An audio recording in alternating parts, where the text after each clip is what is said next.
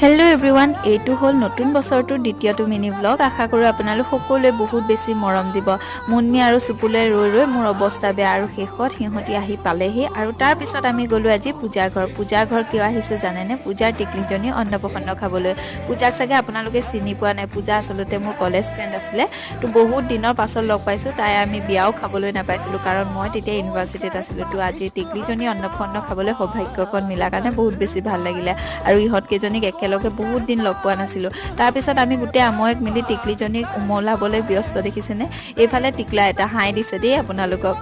বন্ধুত্বটো এনেকুৱা এটা বস্তু যিটো বহুত দিনৰ পাছত লগ পালেও সেই ছেইম ভাইবছবোৰে পোৱা যায়, নহয়নে? তো আমি ইমান দিনৰ পিছত গোটেইকেইজনী একেলগে লগ পাইছোঁ। সেই আগৰ নিচিনাই আছে, আগৰ দৰে হাঁহি ধেমালি, ইজনীয়ে সিজনীক ঠাট্টা কৰা, হহা, সেইবোৰ বস্তুৱে পূৰা চলি থাকিলে। তো বহুত সময় এনেকৈ কটাই মেলি শেষত অকণমান টিকলি মানবিক ল'লোঁ আৰু গুচি আহিলোঁ। আজিলৈ ইমানেই আছিলে।